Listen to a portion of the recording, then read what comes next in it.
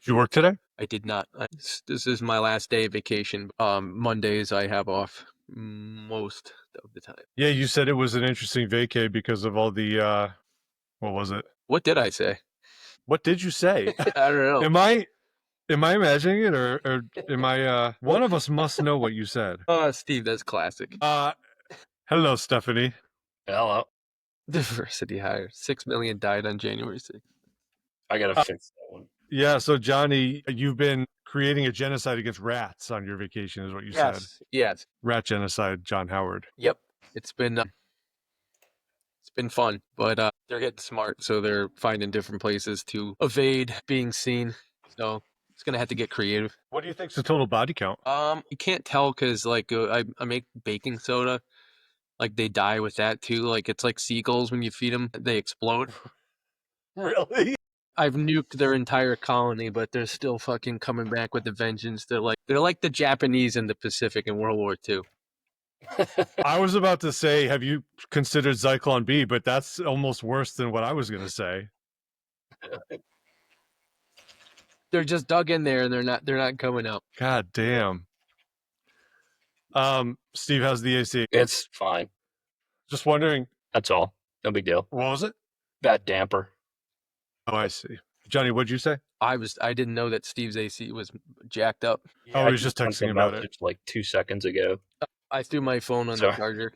Steve, are you sitting there? What's going on? I am. Aha. And any hot news for X that you can share with the group here? I'm making my own blood boil. That's all. No big deal. That's what X is for. So mission accomplished. Exactly. Mission accomplished.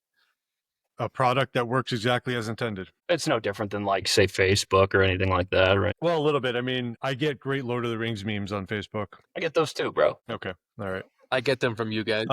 Facebook struck me as a perpetual high school reunion. I feel like I'm not on X, right? So this is actually not an informed opinion that I'm about to state, but it seems to me like people express stupid opinions on both Facebook and X, but I feel like the opinions are probably a little bit more stupid and uninformed on Facebook. I'm guessing. I don't know. That just seems to be the vibe I get. It depends on where you are. You can find whatever you want on X. Yeah. You can find the world's stupidest opinions. Like, I think it was Newsweek. I can try to find it. Newsweek, I think, claimed that the new iPhone was going to cost $30,000 because of the tariffs. I heard about that too. I mean, it's just like unbelievable. These people are just shameless. I mean, that does remind me of, what was the guy that like decided to find out how much it would cost to make his own like cheeseburger or like BLT sandwich or something like that? Right. It was like $2,000 or something, wasn't it? I was something crazy. Yeah. Hey guys, capitalism might actually be good for something.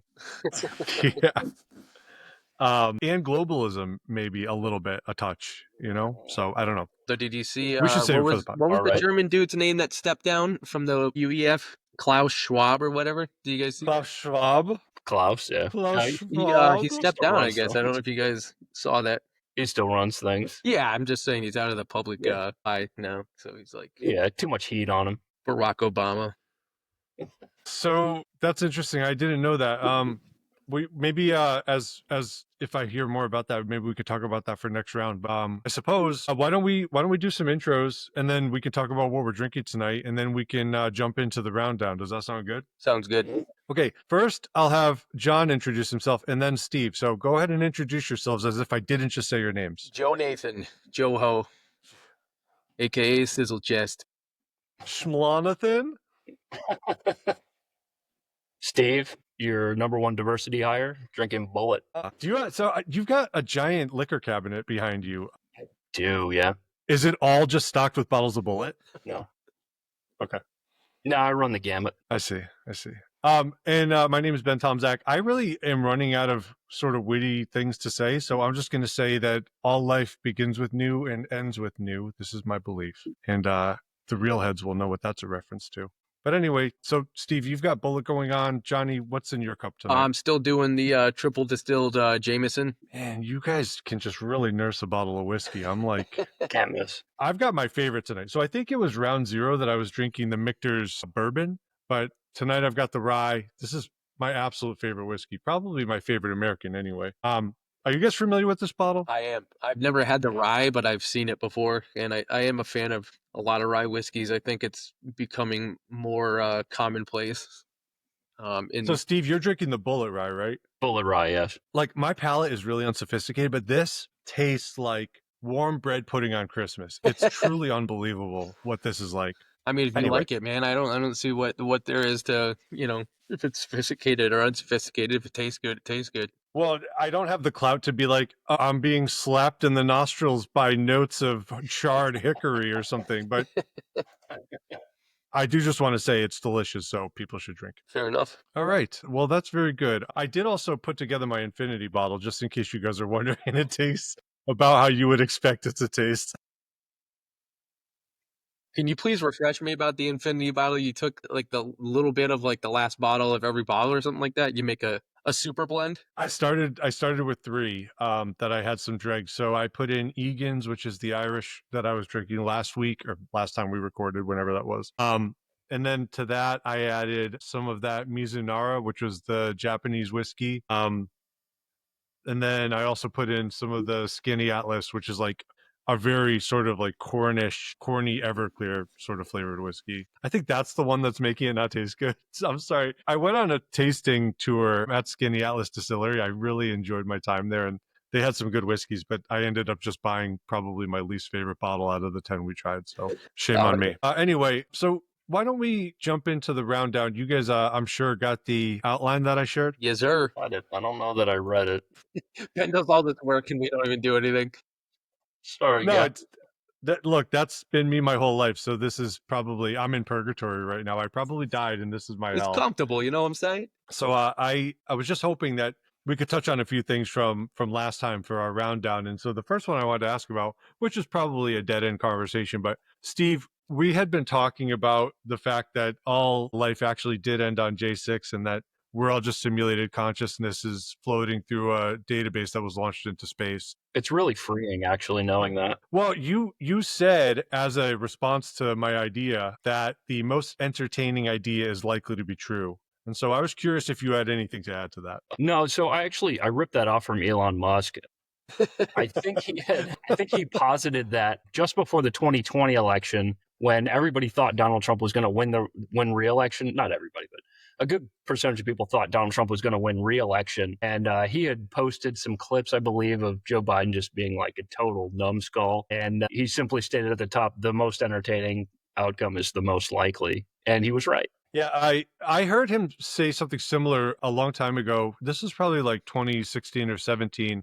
I was listening to a recording he did with Joe Rogan on the Rogan Experience, where they were talking about the simulation theory. I find it to be a really uncompelling argument, but I think that's because I don't understand the math. And so I'm not sure if that's related, or if you could comment on that, or Jonny, if you have any ideas. Yeah, actually, I think I saw that too.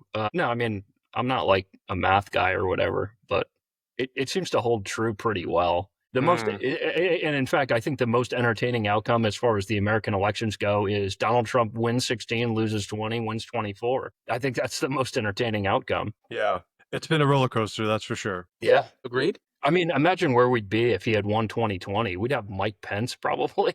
Oh, God.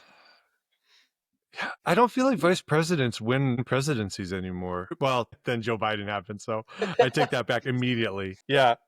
Maybe I meant that strictly on the Republican side, I suppose. Whatever fits your theory. Yeah, when was the last Republican vice president? Would it be been Bush, right? I think that's right. From when he was VP to Reagan, right? Yeah, that's right. Yeah, the senior, yeah. But it's weird in a way. It seems like the Democrat Party really works so much more like in that glad handing sort of like backroom slap on the back old boy system, and the Republican Party has really not been like that for a long time, where there's like this succession of, hey, you're my guy, now you'll be the next guy type thing. Like, in Donald Trump, I think, put the final nail in that coffin too. Yeah, I mean, I was gonna say that, like, Donald Trump's not really a politician, so I mean, you've really only had him as like the serious Republican contender for the last 10 years, you know what I'm saying? So that kind of flies in the face of, the succession from VP to president, that we've seen in the past. Yeah. Well, I mean, I can at least speak to the conservative side. Is we've watched this go on. We've watched these coronations go on for decades, and nothing ever changes. The Republicans are just becoming more like the Democrats, right? And it's been a slow slide. I mean, good God, man, President Bush is probably the worst president of our lives. I'll never forgive him for Patriot Act. That is such a mistake. That's probably done more damage to anything that I can think of to this country. I mean, besides maybe the income tax. Feel free to prove Yeah. me. No, I mean, it's a good point. It's like it operates in the background in such a inconspicuous but insidious way that I find it hard to argue with your statement that you just made. Yeah, they're like the Washington Generals, right? They're great at putting on a show while they lose horribly to the Globetrotters. That's a funny analogy. So I don't want to, yeah, this is really interesting conversation right off the bat, but I don't want to get sucked too far off the outline path here because You don't I want to talk will about get tariffs? spun around. Yeah, I was gonna say I feel like this is gonna be like a really Elon heavy piece of commentary tonight, but just I don't know if this is I don't know why. Okay, maybe it's just the specific subject matter that is forming our current events right now. But Steve, I feel like I'm gonna be asking you a lot of questions and asking you to talk about a lot of things. Johnny, I'm not sure I have that much I want to ask you directly. And that's just because I know Steve has very strong opinions that he's expressed before about Elon, and I really want to like sort of flesh some of that out. But I'm very interested to hear your input too, Johnny, if you have anything. So please don't feel like, Steve, I'm just picking on you, and Johnny, I'm ignoring you. It's just it happens to be the way Steve that this is definitely going. has more I just like spout stuff. opinions about Elon than I do. I just spout stuff without thinking about it. Well, the other thing is that there were a couple of things I wanted to, as part of the round down, revisit from last recording. One of them I think I'm going to let go by the wayside, but Steve, I'll give you the option in case you're really interested to pursue this. You actually, over the last month, made 2 references to E.B. White, which I thought was really strange. That's Rick and So Morty. I'm just wondering, what's that? Rick and Morty. Is it Rick and Morty? Yeah, the Blood Dome. Remind me, I don't get the reference. I forgot that. So you remember the Blood Dome episode? They're in some post-apocalyptic world, and he asked him about some cage of death, and they say, "You mean the Blood Dome?" And he says, "Save it for the semantics dome." E.B. White. Right. Okay. I don't know if I ever saw that one. I don't know. It's like a Mad Max parody, kind of like, That's the one, yeah. But there was another reference that was not that, which was also related to E.B. White, and now I can't remember it, but it was in our group text, and I thought it very strange. I was just wondering if you were reading a lot of poetry lately. No, I'm watching a lot of Rick and Morty. Got it. Okay, always a good choice. Yeah, that's a good point, Johnny. I am trying to interject some poetry into my life. Old stuff. I don't think that was E.B. White that I sent you. It was something else. I'll have to fact check myself. That's what the Democrats always do. So I'm sure that's a great way to do it. Are we going to circle back to it, Benny? Yeah, we're going to circle right back to that. Well done, Johnny. Slam. Okay. And then here's the other thing, Steve. You mentioned that you saw something, maybe it was on X, that the male role model archetype for the Democrats or the progressives is Aragorn from the Lord of the Rings. Is that right? Or is this like Aragorn, the young you had said that last Hispanic child episode that lives down the street? No. They had it was a Reddit poll, and I found it last week, and I didn't save it. No, it was a Reddit poll, so for whatever that's worth.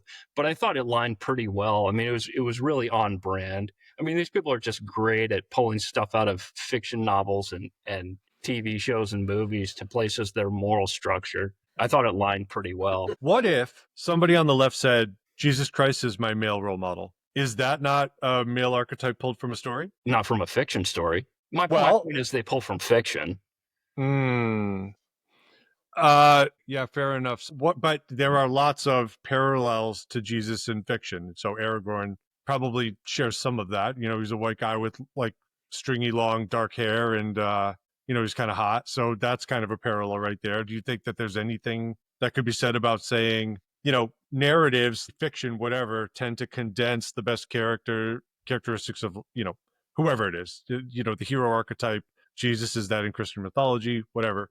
Sure. I'm not sure that's a bad thing per se. No, and maybe it's not. And if they were actually formulating their lives around trying to be more like Aragorn, that might actually be good. My problem is that they tend to misconstrue this stuff. Like Tolkien was clearly a Christian. He's got analogs to Christianity all throughout Lord of the Rings. I think we've all seen them. I don't think your average person on the left thinks that there are analogs to Christianity within Lord of the Rings. I would agree with that. How about some input from our resident Lord of the Rings scholar?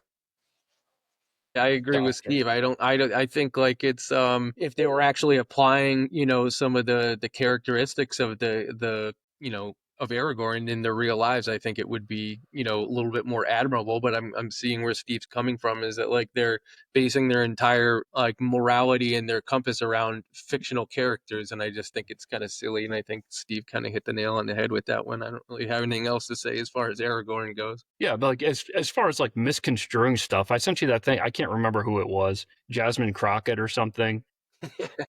She said, like, she totally misconstrued Lord of the Rings. She's calling Donald Trump a king, and she's like, in the immortal words of Lord of the Rings, Gondor has no king, Gondor needs no king. Like, you totally missed the point of this. It actually does have a king, and it actually does need a king.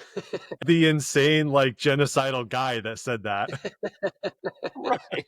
And then they're constantly siding with the bugs in Starship Troopers. I don't know if you guys have seen that at all, but I mean, I do Checks love out. good Starship Troopers, but can you give me the Reader's Starship Digest Troopers- version of it? Troopers is about fascism. If you don't see that, then you're the bad guys. You're siding with the bugs in this one? No, okay, this is fascinating. Is this Reddit or X that you got this from? This is X. I don't even know anymore. Yeah, right. Exactly. Like, you're siding with literal bugs. Absolutely wild.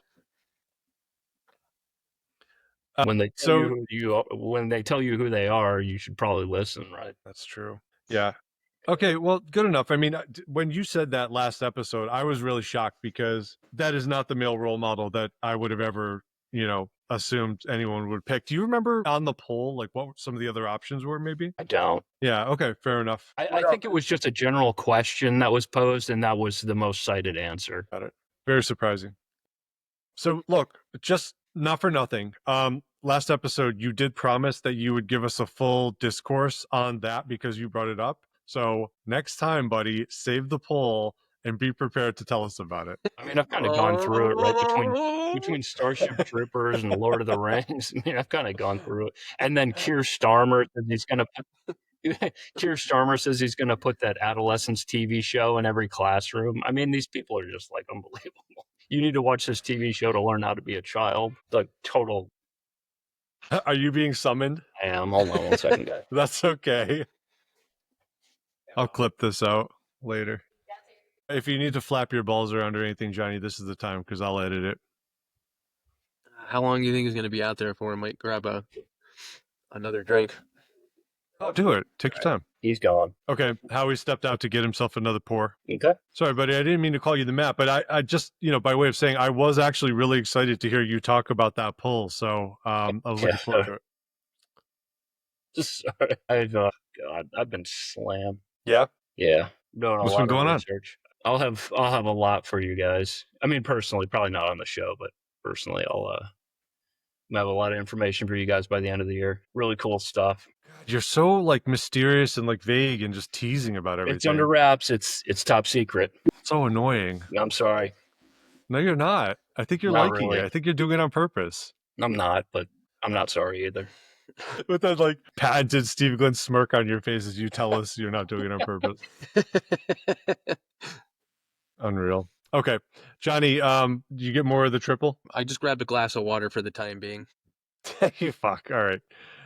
So the last thing I wanted to talk about before we conclude the round down is just to go back to the discussion about J6. And so I wanted to see if you guys had any sort of like wrap up ideas or thoughts about the discussion or anything about the way it played out. I was a little pissed off at myself because I was thinking about it pretty much right after we finished up the last one, and I conceded something not knowingly by Steve. My whole entire argument that I tried to do was that he's inciting an insurrection, right? Or not inciting, but he invoked the Insurrection Act, and that by definition, an insurrection is, you know, a threat to like the existing government.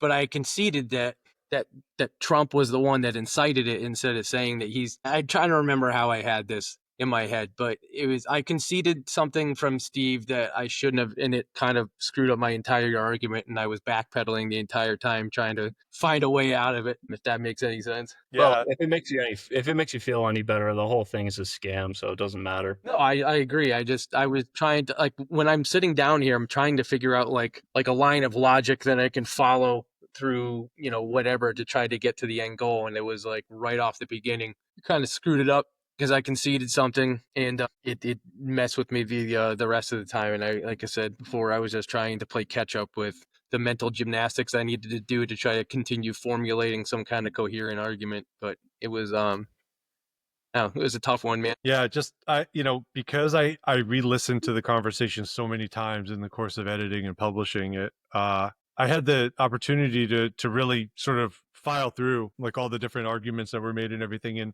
I was thinking about the fact that, even though on this conversation right now, we all three know that it's very obvious, like Trump is recorded saying, go and peacefully and patriotically make your voices heard, like explicitly he said not to do what happened, right? Multiple times, yeah.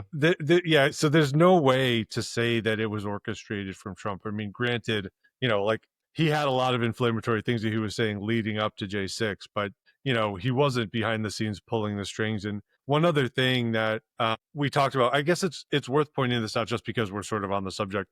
There was a point at which Jonny said, like, hey, he invoked the Insurrection Act to get the National Guard in and try and like quell the quote unquote insurrection.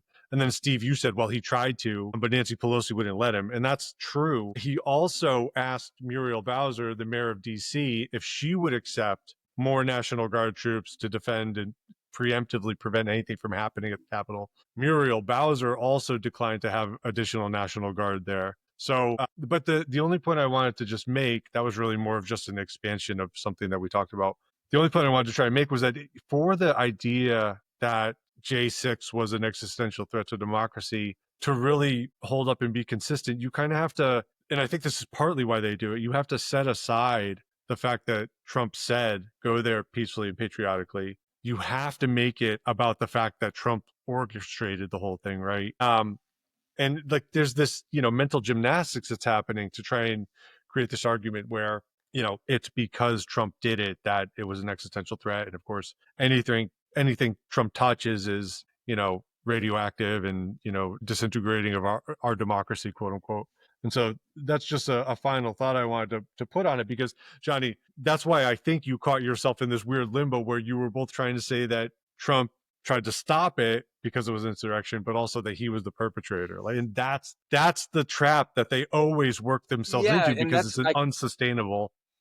I was trying to get it so, like, I wasn't trying to say, we said that January 6th was an existential threat to democracy. We didn't say that Trump was the existential threat to democracy. I was trying to set Steve up in that, like, if he could accept that, it was an insurrection, by definition, that's a threat to democracy right there, because the whole point of it is try to overthrow the government. So Steve baited me into accepting that Trump was responsible for it, but that killed my argument, because if I said no, that Trump didn't do it, it was the mob of people. Regardless, if the mob of people is there to, incite an insurrection, that would be a threat to democracy right there, not necessarily Trump, or at least that's the train of thought that I was trying to go with. Yeah, I mean, you had a bunch of like yahoos like picking up flagpoles and smacking police with them, which, is terrible.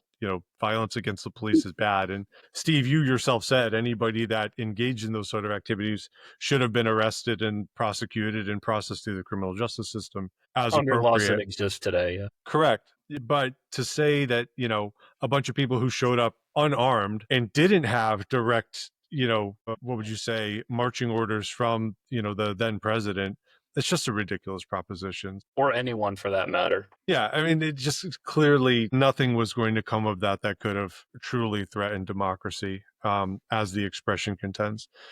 We'll have to find another way to threaten democracy. Oh my God! All right, but sit on it, buddy. Okay.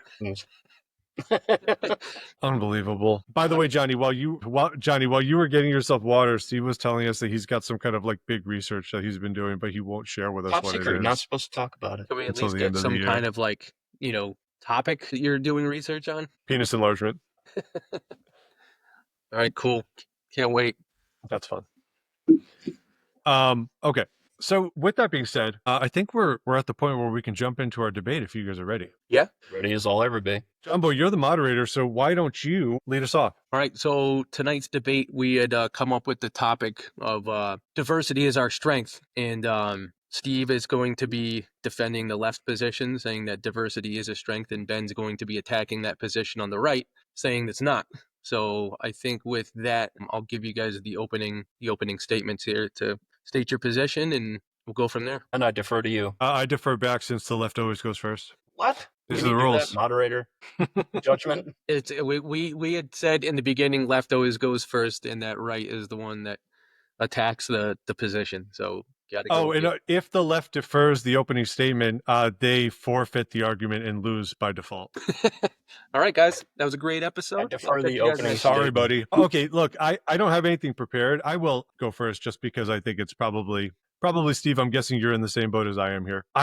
This is a tough one, I think, because it's not really something that, there are a couple studies that say, hey, here's how diversity helps organizations. And then there are other studies that say, here are some complications that arise from too much diversity. So, I think my approach to tonight's discussion is going to be just to have a discussion. I'm not going to try and like corner you or make you paint yourself into a corner, Steve. I am actually just interested in having a conversation about the pros and cons of diversity, especially in the context of the way I think that this expression is generally meant from the progressive side, which is that it's a diversity of immutable characteristics that we're referring to specifically. Mhm.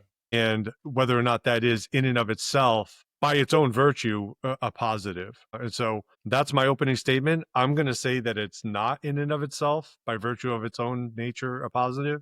But now that I've had my opening statement, such as it was, take it away. No, happy to hear you say that. No, I'm in the same boat. I just want to have a discussion on it. It's interesting. It's like you say, you can find facts to support either side of the argument. I think I might go as far as to say that immutable characteristics of a person will define your thought process. I think that's probably fair to say, at least to some extent. And some diversity is definitely required for life, right? Otherwise, you just end up with the Habsburgs. No, I mean, I'm just looking to have a conversation on it, and we'll see where this takes us. So, for the purposes of anybody who's listening and has been living under a rock for the past 10 years, Steve, I'll give you the opportunity to let us know what you think it means when we say diversity is our strength in the context of the progressive expression. In the context of the progressive sense, diversity means hiring people from different backgrounds. Skin color is a part of it, but it's not everything. Different nationalities, different upbringings, in order to create a stronger society. Yeah, thank you. I'm glad that you sort of saw through the question I was not articulating properly, which is like, what's the context in which we're asking this question? And I think it's part of the DEI structure, right? So it's in specific reference to organizations and what kinds of people are allowed or promoted to be in organizations. And that's workplaces, schools, NAMBLA, whatever it is, you have to have like the correct diversity proportions. What is NAMBLA again? The National Association for Manga and Literature Blogs.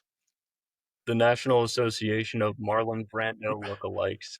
Marlon Brando was a deep throwback. I'm going to interject here and just say, Yeah. Steve, based off, I know you guys want to have a conversation, but from your position, why do you think, given, there's different things that, go into diversity, why would you think that would be something that makes something strong? Why would you think that would be a net positive? I don't think you can have innovation without people with different thoughts, right? I mean, you can look at any number of companies. Salesforce is the perfect example. They diversified their workforce by executive fiat, which is probably not the right way to do it, in my estimation, but they're able to gain a strong customer base. They're able to think differently, to innovate. I mean, how can you have any innovation if you have 50 people that all look the same, talk the same, grew up the same, sitting around in a room? Right. I mean, you can't innovate that way. As far as I can tell, it's never happened in history. The Japanese actually are the perfect example of I this. was just going to say that.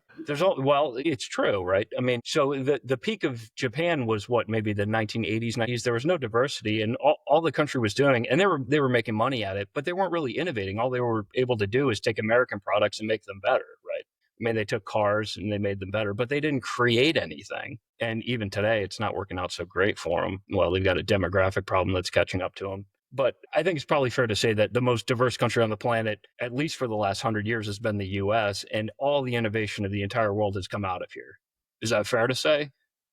I think that's Strong fair argument to say, but do you think that innovation is due to diversity in and of itself, or do you think that it's the freedom of being able to think independently and not have to have like a government necessarily controlling your thoughts and what's allowed and what's not allowed. I mean, if you look at Sure. No, and that's a fair question. It could be, but it could be both, right? I mean, we're just so far so far ahead of the rest of the world as far as innovation. It's probably both. Man, you caught me off guard with that. I'd like to find another country with similar governmental leanings with a homogenous population that doesn't innovate. And I don't know what exactly that looks like. It's probably somewhere in Scandinavia, be my best guess, Australia maybe, where it's pretty homogenous and the government's pretty similar, but they just don't innovate, right? They don't create anything. Jonny, thank you for trying to make us fight. That's great moderating. So I appreciate that you stepped in there to like poke the bears. It's just like, yeah. So the thing that I would ask, Steve, I find it very difficult to argue with a lot of what you said, because I do think that there is good to diversity, but I think it has to be a very specific kind of diversity, or more exactly, I think narrowing down the definition of diversity too specifically has to be eschewed. So what I've been thinking about myself is, because so much of diversity quotas are race based, or, to a lesser extent, we could talk about it being sexuality based, like we discussed on our group chat. But because so much of it is race based, I just find that such a hard proposition to accept, because, Barack Obama has a very different life trajectory than like your standard Somalian child. And they're both black, but if you put them both on the board of a company, is their blackness going to lead to a diversity of opinion that's helpful to the company and its creativity? I just don't see how that could be relied upon as a proxy for creative energy. And so is there something that you can comment on that, or is that pretty much a good expression as I've made it? No, I think that's a fair point. I would say that, well, there's two parts to that, right? They look the same. I mean, kind of, right? He's like half Somali or whatever, but they kind of look the same, but they also had different upbringings, right? And that kind of goes to my point. They had different upbringings, so there will be diversity of thought, right? I don't Yes. know how So much that, innovation you're going to get out of a Somalian child. but see, I asked you, are we going to be having a diversity of thought and ideas question? And you were like, no, I promise I won't try and do that to you. because It's that going was to be going to be all my about question black to or you gay. guys. Well, Yeah. okay, so here's the problem is, well, it's not a problem, right? The left kind of goes about this in a way that immutable characteristics equals diversity of opinions or of ideas, right? It's the Right. same. Right. By the way, you are the left right now, by the way. Right. Well, I'm telling Yeah. you, I had to like sift through this stuff. Yeah. This is what I came up with. This is a tough one. Maybe we should have screened this on the picker wheel a little bit better. This might be, I hate to say this like 5 minutes into our debate, but this might be a dud debate tonight. I just think it's so, Jonny, you had a hard time defending the left side of both the propositions that J6 was an existential threat to democracy, and the one before that, which is that voter ID was racist, although I think you did a great job on both. Steve, this is a really, really difficult one, I think, to try and argue from the left side, because unless you want to say something absolutely preposterous like, hey, being black in and of itself is a positive to have as somebody in a room because all black people have a similar experience. Like, it's just so fundamentally But that's racist the and be position though, shallow. right there. You know, Right. you guys made a very good, clear distinction between, there's diversity of thought and ideas, and then there's diversity when you guys were talking about immutable characteristics. And Ben, I think you really honestly summed it up right there. That I think that the left's position more often than not is that because your skin color is different, you had a different upbringing, therefore you have a different life experience, therefore you have different input into, something like, so one of the statistics I looked up was that you can go through and you can try to tear apart, the way these studies were conducted, and if it was blind, placebo, double placebo, whatever, it doesn't really matter. But they were saying that, I think it was like some crazy statistic, it was like 67 or 76% of diverse workforces were able to problem solve faster than like a homogenous one. And it's like, I don't know, like, I think that they're saying that because people come from different backgrounds and everything like that, that in and of itself lends a different viewpoint from being seen and from being heard. And I think that's like what they're trying to say is that, I think they are saying that because you look different, then you're going to have a different idea or a different thought. And I always use the I use Well, sure. And I think there's something to that, right? I mean, everyone's got biases, right? Whether you know it or not, you've got biases, right? Like, if I was to make a joke about Asians liking palm trees, nobody would find that funny or offensive because it's just not true, right? If I make a joke about Asians being good at math, everybody finds that funny or offensive, right? Because there's some truth to it, right? So, Bad drivers. sure, biases exist for a reason, and they are real, right? So I think different nationalities do react different ways to different problems. I mean, I don't think that's even controversial. Yeah, no, for sure. I mean, but that's a nationality case, right? So this is the thing. Like, I think the three of us in this discussion right now are as different from each other, even though we're all ostensibly white, as like a Hawaiian guy would be from a Tanzanian, whatever. I don't know. It's just there are so many differences between the type of person you are from the moment you're born. Every variable that could ever exist and interject into your life imprints itself upon a person and makes their experience different from the next person. And so, like, whether you've got two white people or two black people or a black person and a white person or whatever it is, there's always going to be diversity between those two people and diversity of thought. Let me ask you this question, Steve. And I think we might have already spoked the wheel of this bicycle for this debate tonight, but do you remember when the Smithsonian in 2020 came out with their list of assumptions of white culture? I do vaguely. Yeah, remember this whole thing? And they came out and they were like, hey, it's white culture to be on time and believe that you can positively impact your future. So, I was thinking about it for this. I was thinking about it for this debate, and I was like, okay, if the Smithsonian came out and said, I'm going to pull this up because we may as well, right? If the Smithsonian could come out and say something as absolutely insane as that, I'm not ready for this. Where basically the implication was that, if you've got a bunch of white people in a room, they're all going to be like bootstrappers and they're going to believe in punctuality and, being well groomed or something. Like, okay, what do you want to add into that that's diverse from that's going to improve the situation? It's just We want people who are late and smell bad. like if your objective is to improve an organization, you want a bunch of people that don't give a fuck about being on time to a meeting that you're about to have. Or fine, at the very least, let's give credit to whatever the idea is. Like maybe whoever you introduce in who are non-white, because again, the poster that they put out just said, hey, white people believe this, and hey, isn't that problematic? Whoever it is that you're introducing that's not white, it's so crazy that I'm having trouble even articulating It's it. really condescending. Yeah. Well, Benny, do you remember Allison that she used to live with us? Bro, I ran into her 4 months ago, weirdly at a July 4th party. She said That was way something more than 4 months ago, by she the way. said something a long time ago that always kind of rubbed me the wrong way. She said white people don't have culture.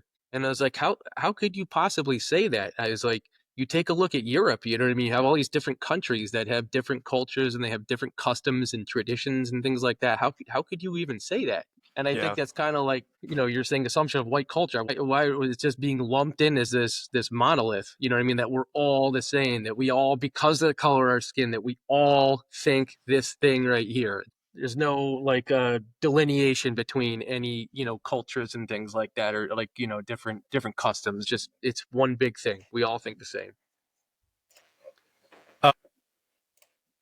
Or, even if we all think the same, even if we want to grant that premise is true, that is in and of itself a culture, right? So just there's nothing about that statement that she made that makes any kind of sense. Dude, it made me think of that because it was such a long time ago. I was like, how could you possibly even say that? I mean, you have people that come from all around the world to learn how to make French food because it's its own thing. Like French food, people, they train years to become proficient at that because it's a specific style and techniques involved and all that. That's culture right there. I have one picture to completely dispel that whenever you're ready. I'm not ready. Okay, so let's hold on to that thought for a second, Steve. But just real quick to remind everybody what the aspects and assumptions of whiteness and white culture from the Smithsonian, the literal Smithsonian, put this up. To remind everybody what this is all about. Okay, so rugged individualism. Self-reliance, that's white culture. Let's see here. Let's throw out some bangers here. Like objective, rational, linear thinking. That's my favorite. I love that one too. That's a classic. What about the Okay, nuclear so family? Like, that's a bad thing? yeah, you're supposed to have 7 co-parenting lesbian polycules as your family. Children should be independent. Can't have that. Hard work is the key to success is a assumption and a assertion of white culture and Protestant whiteness. work ethic, huh? I get it. Like, not everybody's a Protestant, but like, if hard work isn't the key to success, like, what is? Buying a lottery ticket and just like hitting the jackpot? Like, is that what we're all supposed to do? Yeah, easy work. Or waiting to be given success. Right, exactly. But like, here we go. This is the classic.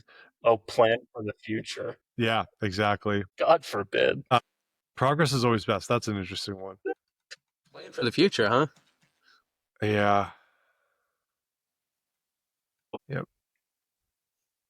Majority rules. That's actually like patently false. A majority of history has been several people in power have, make the rules, and the rest of us just follow whatever those rules are. That's not a majority. When whites have power, Johnny, that's the key right here. But I'm just saying, when whites had power, what about like feudalism in freaking, medieval times, where you had a king who had complete power over the kingdom and all that stuff, and his subjects did his bidding. That's one person, not an entire group of people making decisions. Yeah. I also love this one. No tolerance for deviation from a single God concept. It's like 60% of our country right now is atheistic or agnostic. Like, what are we putting them in a concentration camp? What does no tolerance mean? That's just absolutely insane. Well, I mean, just You're flip it and say that it was Islam. Islam's a single God concept, and that's a majority of the world that believes that. Yeah, it's a good point. Yeah, so anyway, sorry for the diversion, but just to remind everybody, because this was 5 years ago, believe it or not, this is aspects and assumptions of whiteness and white culture. Steve, what were you going to say? To the idea that whites don't have culture. Okay, explain this. That's what I thought. Defies explanation. As a white person, do I have to be associated with that? Do I have to have that as my culture? Yes. Ah, fuck. What? Maybe You're diversity based on skin color is good, actually.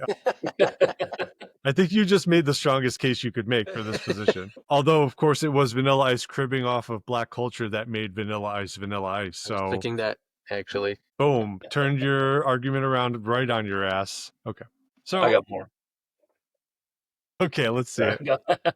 I can go all night. You know what? I don't know if I have anything else to say about this. I think that unless you want to keep sort of just lightly slapping each other around here, Steve, but really actually agreeing almost entirely. Johnny, do you want to ask us any more questions to try and cause us to engage, or should we wrap? Frozen. You know what's weird is he's actually on the recording. He's still talking to us. So Really? Johnny, you've got feminine balls. Oh, no, just kidding. He dropped.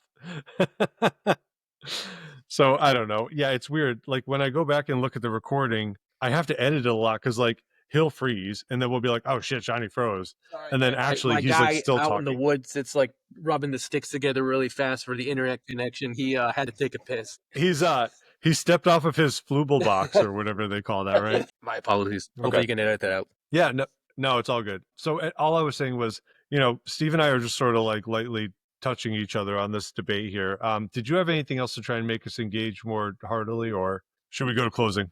I mean, not really. I was gonna ask you to defend your position of why it's not, and that's really the only thing I was gonna suggest is if you're attacking that position, I would like to hear your rationale of why diversity isn't necessarily a strength and why you believe that. Yeah, a lot of times when people talk about these studies or these reports or whatever that say, hey, we found that diversity led to XYZ result. A lot of times diversity is poorly defined. Again, the fact that I'm here sitting in Connecticut and Steve is sitting in Florida is a form of diversity. So if we're both contributing to a discussion or whatever, again, a board meeting for a corporation or whatever it is that the organization is that we're contributing to, that in and of itself is a form of diversity that could potentially lead to different life experiences, that could enhance a discussion or lead to, outsized creativity versus two guys that are sitting in Connecticut or two guys sitting in Florida, whatever it is. The problem with the diversity argument is that diversity exists on a spectrum that is so all encompassing that even the fact that I have blue eyes and Jonny, you have brown eyes, that's a form of diversity. Is that meaningful to a contribution that we could make to a discussion or a project or a business? I don't know. But if the argument is that diversity makes it better, we should count that, because I think the part of the problem is that when the left expresses this idea that diversity is our strength, they're talking about something very specific that at best could be said to be a proxy for life experience, but isn't really correlative. So, again, I use the example of like Barack Obama and a Somalian child, but we could also use the example of me, Ben Tomzak, like American white guy, versus Jeff Bezos, also American white guy. Like, we do not have the same life experience. It's just absolutely preposterous to use skin color as a proxy for life experience and the value that it lends to any organization, production, or endeavor that you're trying to do. Well put. I used to use this all the time as like an example. Take a look at, two radical followers of Islam in the Middle East right there, and then you take two, like, quote unquote down south redneck Christian people, you know what I mean? And you're not going to tell. I would think that both of them exhibit more similarities in their overzealousness for their faith and kind of like all encompassing, rather than having massive differences. And just, you can look at them and say they have more similarities and differences, but if you look at them skin color wise, they look completely different.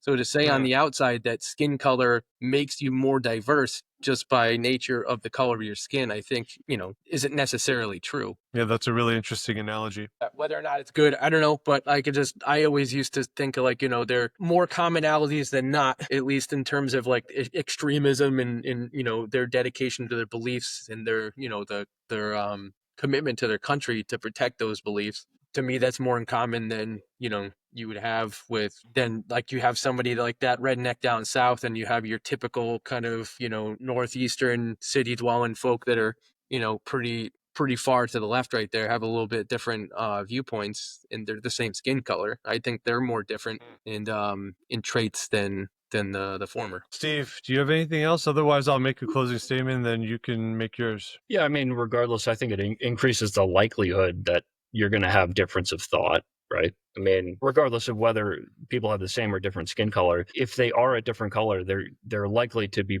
brought up in different areas, right? Like rural Kansas pretty much looks the same. Downtown St. Louis pretty much looks the same, right? I mean, that is diverse. They're from different areas. They've got different upbringings, completely different lifestyles. I think you're increasing the likelihood. It's not to say that you're necessarily completely different, but it certainly increases the chance that you are. As far as forcing DEI, I don't know. That seems crazy. That's just me talking. Yeah, I think it's good enough if we want that to be your closing statement. And since you're on the left side, the left always has the last word as far as that goes in terms of the debate. So everything we're going to say from this point on is not to be. I don't think anybody's going to vote on this, especially since nobody's voted on any of our debates so far. But this is going to be a hard one to vote on. So now I think, Steve, if you want, you could take off your lefty hat, and we could just actually talk about this. Yeah, that's fine. No, I actually have a really great anecdote for the other side of the story. So my last neighborhood, I had two neighbors, right? One of my neighbors was this white guy about my age. He's from New York. We moved down here about the same time. The guy across the street was a Kurdish guy. Right now, on its face, you would think that me and the Kurdish guy had absolutely nothing in common. Me and the guy from New York, who I grew up 2 hours from, roughly my age, similar upbringings, we'd have a ton in common. But me and that guy had almost nothing in common. Me and the Kurdish guy had all kinds of stuff in common. I mean, down to politics, hobbies, right? We're both gun enthusiasts. We both enjoyed hunting. We both had trucks. We were both business owners. And I had almost nothing in common with this guy from New York. Like, he's a total liberal.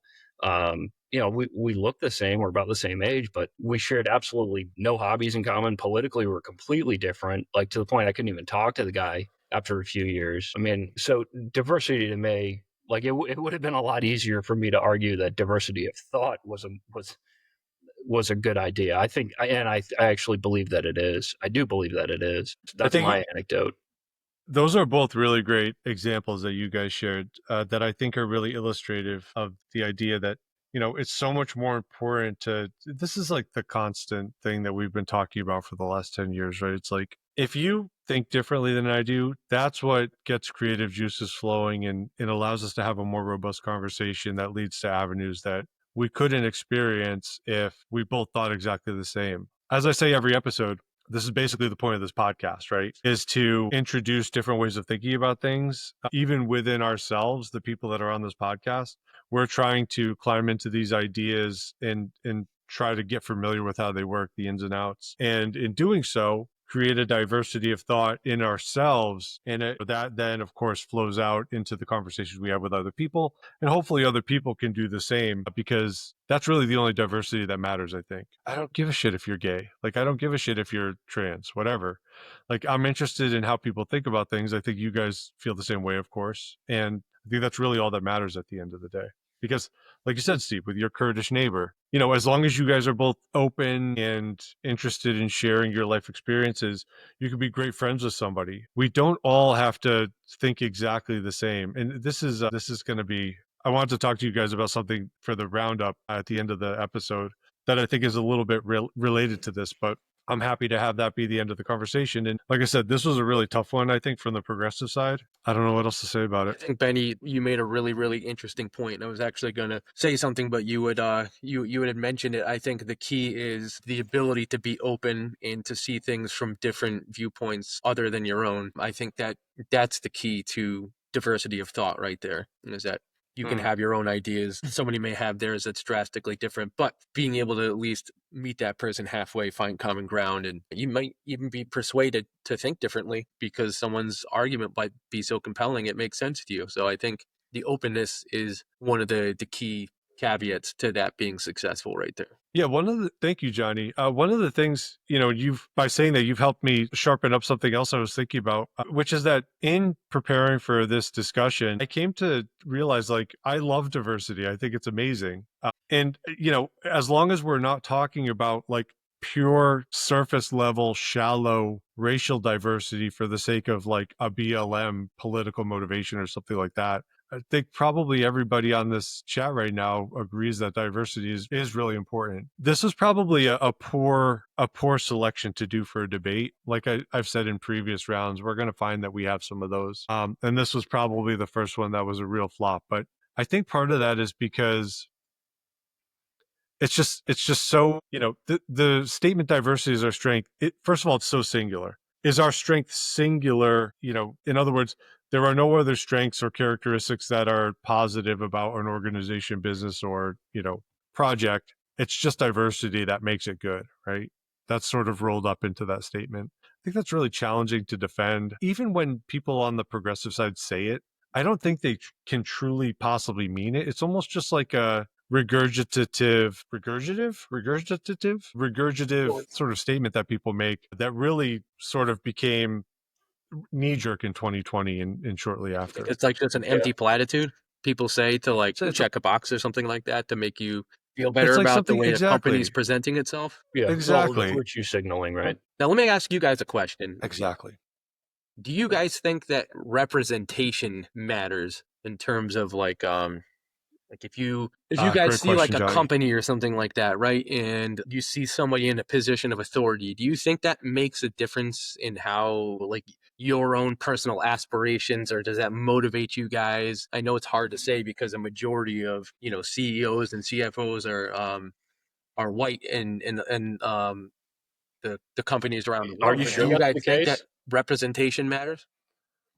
Are you sure it's the case that most CEOs are white? I don't know that that's the case.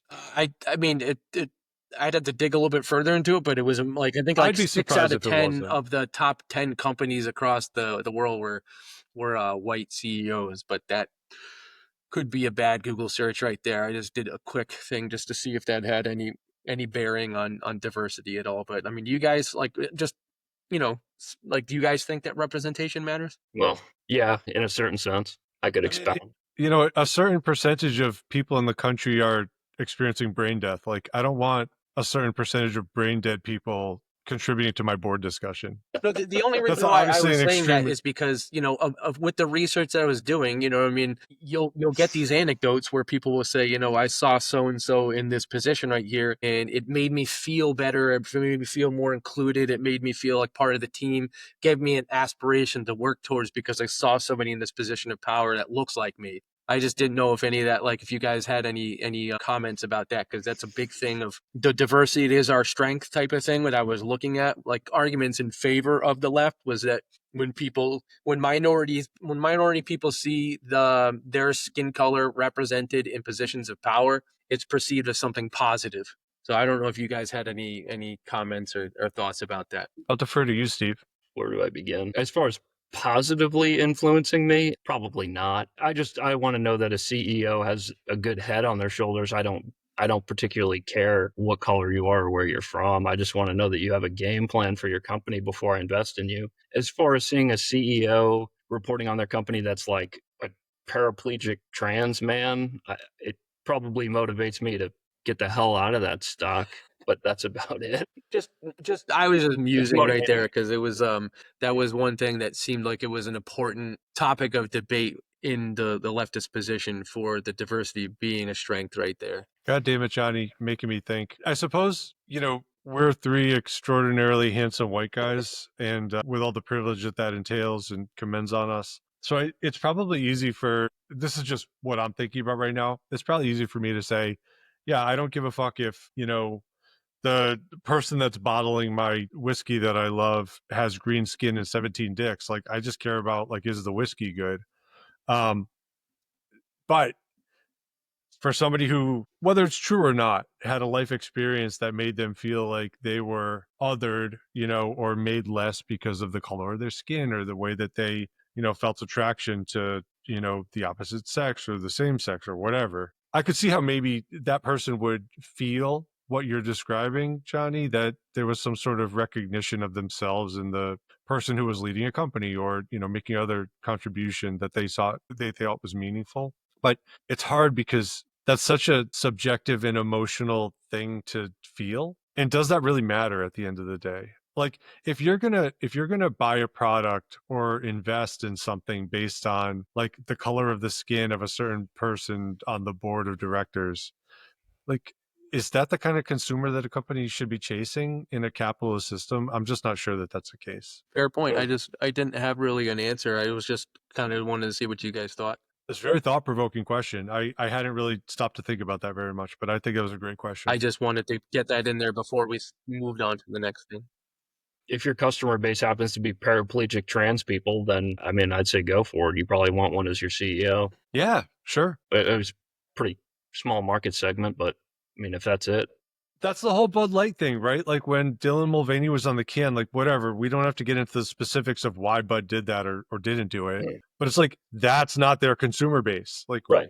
What were they doing? Yeah. Like they had a fundamental miscalculation about what their job was as a provider of shitty beer to a specific consumer. Your market is frat boys. That's it. What the hell? Anyway, yeah, so that's what I would say about that. I mean, I think it's still a good conversation, even though it didn't really quite fit the format of what the OSAS podcast is really supposed to be about. But thanks for doing it anyway with us, guys. Trying something new. Yeah. You know, hopefully, you know, there were some things, you know, the question you asked at the end there, Johnny, that made me stop and think for a minute. So if nothing else, I'll take value from that. And I hope, you know, you guys and maybe anybody who watches this can find something to take value in. So shall we move on to the section of the podcast where Johnny, our moderator, announces next week's topic and or we talk about our roles? You got the picker wheel? Fuck yeah, I do. You want me to load that bitch up? Load her up, baby. All right. Ah, shit. I've left my phone downstairs. Actually, by process of elimination, I'll know what my role is. Yeah, we could do it that way. I could also just email you the link too. So that's, you know, whatever. The email's open right now. We'll do process of elimination. All right. So I've got the picker wheel up. Can you guys see it? I can. All right. So while we're spinning the picker wheel, I think what our listeners and our audience is really trying to find out is, will this be the week that my streak is broken and I actually have to defend a leftist position? All right, ready, boys? I'm going to spin it. Let her rip. All right. Jonny, tell us what it is as soon as it lands. Got it.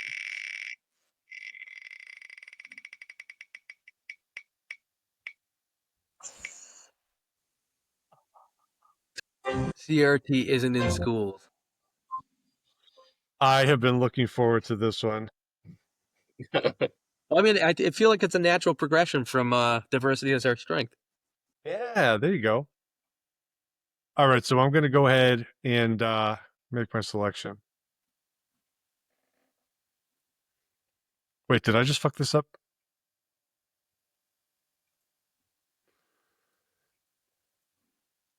Did you do yours already, Steve?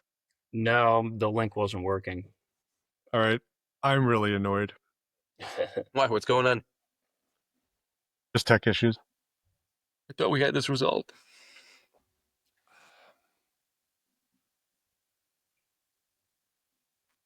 Drum rolling.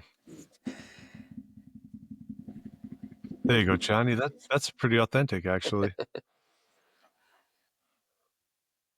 CRT isn't in schools. Man. All right, we got it.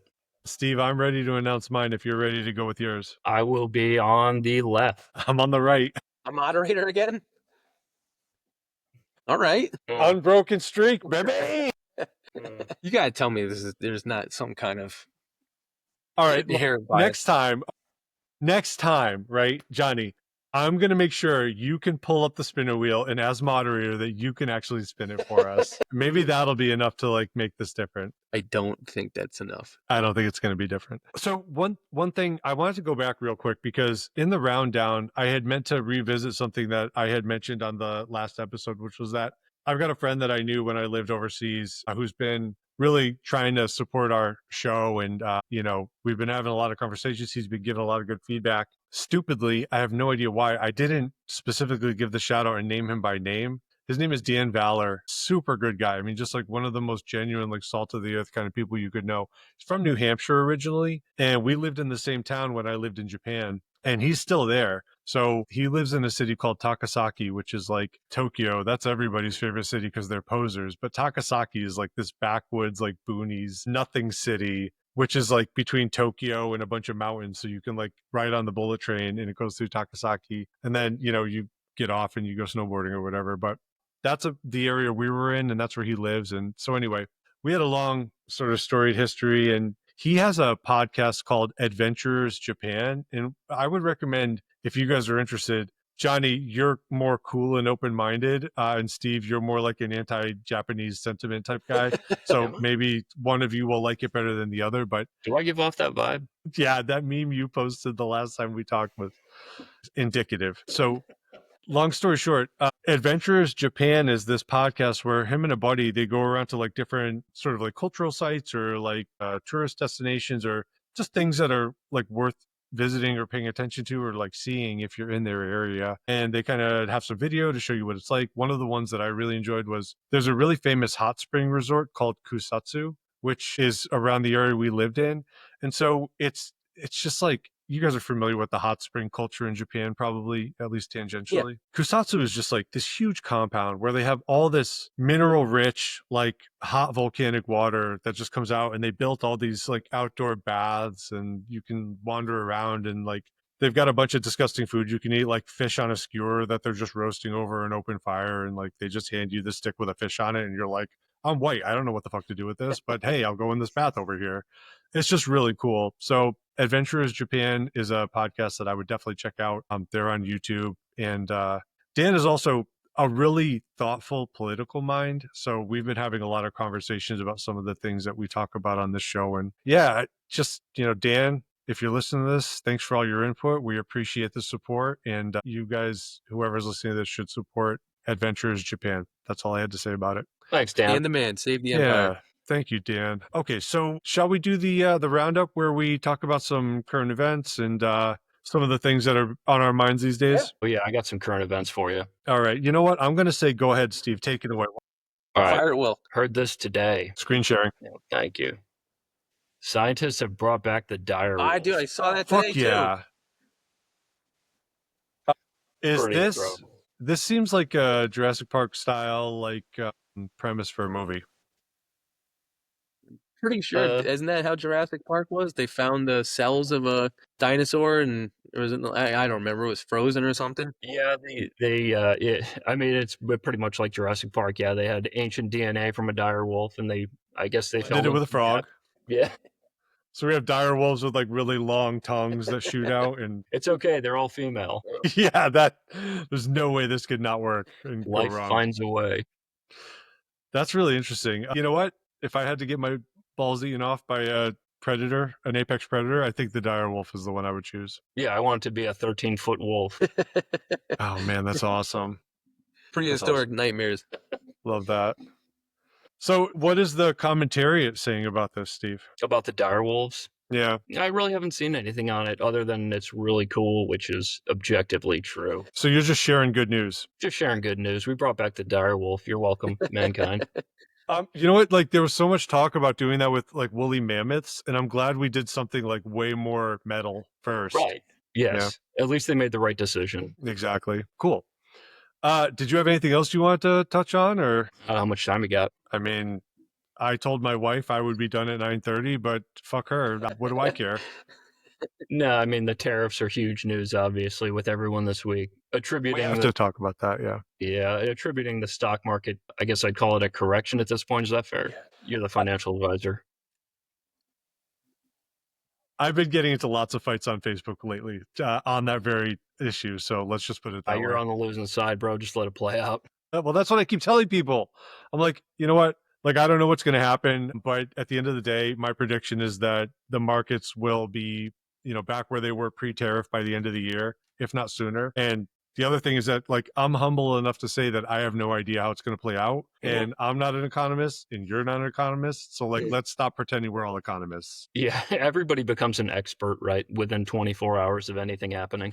Just the immense complexity of what's happening right now, like, for just half of our population to be getting on Facebook or X or whatever it is and just, like, making declarative statements, it's just insane. It's pretty eye-opening, though. I mean, seeing all these countries that have tariffs against our products is mind-boggling to me. I mean, clearly the whole world's been fighting a tariff war, and we're the only ones that haven't been doing it. I want to ask you about this specifically, Steve, because the chart that Trump put out that you shared with us in the group chat is not representative of the tariffs that countries have on us, right? Like, you've heard this, I'm sure. Yes. Well, there's other stuff that goes into that, right? I mean, there's like currency manipulation, all kinds of other stuff that's going on that's just way beyond me. Well, the formula, I think, is, I looked this up, the formula is trade deficit divided by imports, if I'm not mistaken, or something along those lines. Let me see if I can find where the calculation was. This is riveting radio for people to listen as I search through research that I did earlier. So I think on our X account, which, again, I do doff my hat to you, sir, because you've been doing a great job on that. But I think you posted a post about the Israel, quote unquote, tariffs specifically, right?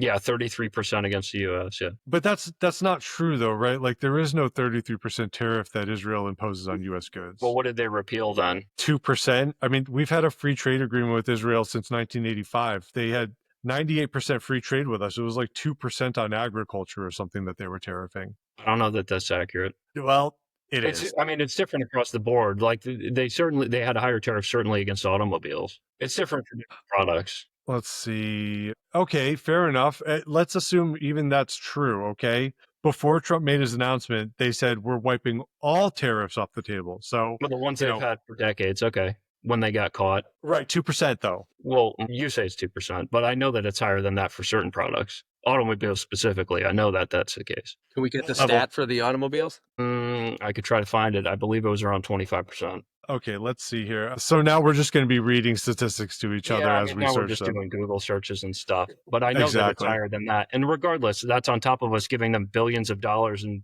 maintaining their existence for 80 years. Yeah. So, I mean, I don't know that it's fair to count that into the conversation because that's almost an entirely separate issue. I understand what you're saying. Well, it's not, though. I think They're it is inextricably linked, as far as I can tell. Well, I mean, I would agree with if Steve. you're taking money from us, you shouldn't be putting any cent of tariffs on our stuff. Say that again, Johnny. I was just saying, I agree with Steve. I mean, I don't think you can separate that because, I mean, how much money do we funnel into that country militarily? I mean, that costs money. Right. Okay, but is there a reason we're doing that, or is it just because we're nice guys? No, I mean I'm not Like saying that. we get value for that, right? Do we? What exactly are we getting from them that we couldn't get from, like, I don't know, anywhere else, the UAE or Saudi Arabia? So this is an entirely different conversation, but Yeah, yeah, this is a can of worms. look, I'm not. Yeah, it really is. I mean, I don't know if we almost could do a whole episode on this, but I don't know if maybe you disagree that there's something to the point that's been made that, you know, Israel is the bastion of Judeo-Christian values in the Middle East, and it is the single bastion, and there is some value to having a relationship in fortifying that bastion if we're able to do it. I don't know, and frankly, I don't care anymore. All these countries have been taking us for granted, and look, they're not the only ones, right? I mean, I single them out because everyone says that. Well, certainly conservatives beat the drum of our greatest ally. Well, our greatest ally is taking billions of dollars and charging us to bring stuff into their country. That drives me crazy. I mean, Canada's doing the same thing. Mexico, everybody's doing the same thing, right? Like, nobody's ever argued that Cambodia is our greatest ally, right? So whatever, they've got 80% tariffs or whatever it is against us. Okay, whatever. But like, these countries that are supposed to be our allies and our neighbors and are friends with us, and they're charging it. I mean, Canada's at like 200-300% on milk. Yeah, then I think it was like 250% or something like that. My eyes were open when I started looking at some of the tariff percentages on, like you're saying, our closest allies. Like, okay, here's where I'm coming from. Now that I know that the chart that Trump put out is not even close to being accurate, it is extraordinarily overinflated and overestimated. Now I'm skeptical of all the numbers that I'm seeing. Well, that's fine, but it should be free trade across the board. We're the world's largest consumer by far, right? If you want to do business with us, you don't charge us for our stuff. That's it. So can you imagine any scenario where a tariff would be appropriate? I think probably we all agree that free trade is ideal, but where is there a place for tariffs, if anywhere? I'm okay with reciprocal tariffs, right? I understand that countries want to protect their own workforce, right? I get that. But there's a markup on your product already, right? Like, tariffs are just on top of that. So the point is, same thing. Like, that's what the tariffs here are doing, is we're trying to protect our workforce that's been taken advantage of for the better part of 80 years, as far as I can tell. Yeah. And we've lost it all, right? I mean, we've lost it all to cheap products from Laos, and it's to the detriment of the middle class in this country. Yeah, I think that, Steve, you're right. I think it's more about like protectionism at this point right now, to try to bring back some industry here in the United States that we've kind of farmed off for cheap stuff over the years. Yeah, we're way too far in debt. I find it difficult to believe that manufacturing in a meaningful sense is going to come back to the U.S. I was watching something today that they're already hiring temporary workers to start pumping out United States automobiles right here, because they have all the infrastructure ready to build the cars. They just haven't had any I guess demand for it or anything like that. Who's they? Do we know? No, I'm just saying that like there is like over in Detroit, Michigan, and everything like that, they are ramping up to start producing more automobiles and everything like that for sale, which is bringing some industry back into the United States, which I think is a good thing. I saw that was Ford, I think. What if Detroit became like a gilded city again? Like, what do you think that would do to the... God, could you imagine? It's been a joke for so long, I don't even know what that looks like. Maybe now's the time to swoop in and buy like one of those $10,000 Victorian houses that's been abandoned. You're into real estate, Steve. Why don't you just throw some money at it, see what happens? I don't know that I'm willing to lose my net worth in Detroit real estate. Is your net worth 10 grand? What? Somebody can do it. You probably forgot 10 grand in the pocket of last week's jeans, buddy. All right. Not even close. Okay. I mean, look, at this point, obviously we had a little bit of technical hiccuping, but we are getting a little long-winded on our recording. Oh, Jesus Christ. First time I've ever drank a whiskey, apparently. And there weren't really any other major topics I wanted to get to, but do you guys think it's worth talking about Linguine Macaroni? Always. Not sure I understand what the heck you guys are talking about. Linguine Macaroni, the guy who shot Brian Thompson in the back, the United Health executive. Oh, yes. I think his name Linguine Manicati. Is that what? I can't remember. I can never get his name right. What is there some new revelation in that? Well, I heard that the federal prosecutors are going to be seeking the death penalty. I mean, I don't. Are you asking how we feel about that situation? That Yeah, reactions, hot takes. What do you guys think? dude, I'm not against the death penalty if the circumstances are right. I mean, you get a guy that killed somebody in cold blood, an eye for an eye. In this regard right here, I don't have any problem with him getting the death penalty. Anarchist Steve. It sounds like he's going to win the Died for Nothing award. There you go. What about you? Okay, fair enough. I have become very skeptical of capital punishment. I think if we can't even trust the government to correctly process our tax returns, we should not be trusting them to, execute people. That being said, I hope that they peel Luigi Mangione's skin off of him while he's still alive and make toilet paper out of it. Like, I just think nothing is bad enough for a person like that, especially with the reaction, like the lionization of him that we've seen in the culture. That, like you said, he shot somebody in cold blood in public, allegedly. Without fuck that. Let's just dispose of all of that. Let's dispense with that silliness. Okay, fine, allegedly, but if it's him, turn his skin into toilet paper and let Donald Trump use it to wipe his ass or something. Whoever the left hates most, let that person use his skin toilet paper, because just the way I think he needs to be made an example of. I just cannot believe the incredible amounts of people that are heroizing this guy. Standing up to like corporate America or something like that. Is that I'm not really sure I understand what you're saying. I haven't heard anybody that's like idolizing a guy or anything like that. Oh my God, Johnny. I guess that's probably because you're not plugged into social media. Steve, would you say that's accurate? It's absolutely accurate on both counts that he's a babe in the woods and also that Luigi's been lying. A babe in the woods that just happened to stumble upon a gun and kill a guy at a gas station? No, you're the babe. You're the babe in the woods. So I went to a show with Kristen in Brooklyn a couple of months ago, shortly after the shooting happened. And without getting too much into the specifics, show made a reference to Luigi. And like people in the audience were cheering, like people stood up and applauded just at the mention of his name. It's absolutely it makes me sick to my stomach. What are they idolizing him for? Culture. Like what's is it because this dude is like,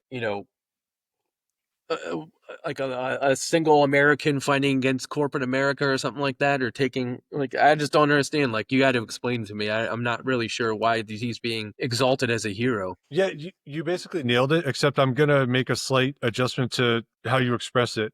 They're stupid enough to believe that that's how the system works. So Luigi, I hate to even use his real name. I'm going to go back to calling him Linguine Macaroni or whatever.